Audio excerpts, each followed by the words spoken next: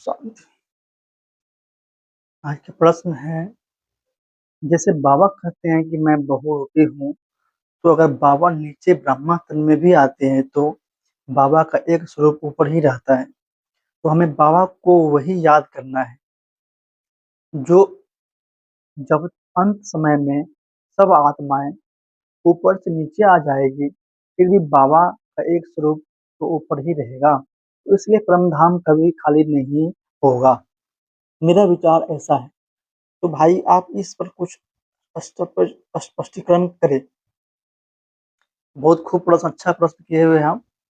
जो बाबा ने कहा साकार मुरली में कि ना ये वतन खाली होता है, ना वो वतन खाली होता है। इसका मतलब ये है कि यहाँ भी आत्माएँ रहती ही है, लास्ट में जब विनाश होता है और ऊपर भी आत्माएँ रहती है, जब बाबा नीचे आता है। मतलब कि आत्माओं का पाठ 100 वर्ष के अंदर भी किसी का 1 या 2 जन्म का हो सकता है।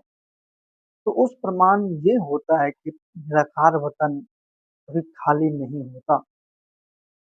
और रही बात बाबा के ऊपर भी रहने की और नीचे भी रहने की, तो बाबा ऊपर घर में तो रहता ही है।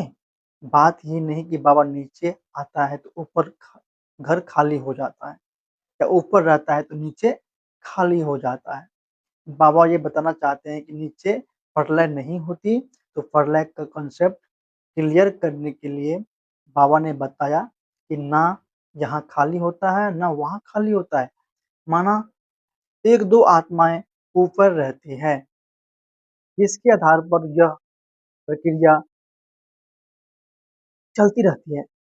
और जब हम आगे की तरफ सफ़र तय करते हैं, माना सतयुग की तरफ जाते हैं, तो नीचे भी प्रोसेस रहता है कि बाकी, क्योंकि सतयुग में जाने के लिए पहले हम शांतिधाम में जाएँगे, फिर वापस नीचे आएँगे। यानी कि सतयुग में आएँगे, तो इस तरह के प्रोसेस से ना ऊपर वतन खाली होता है, ना नीचे खाली होता है। और बाबा ऊपर है, नीचे नहीं, नीचे है, ऊपर नहीं है।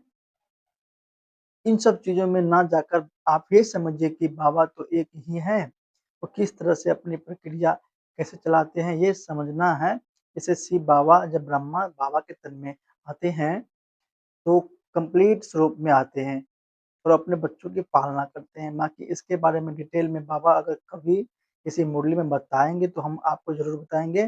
बाकी जितना भी हमने समझने की कोशिश किया है, तो हम यही समझ पाए हैं कि बाकी हमें पता नहीं है। ओम शांति।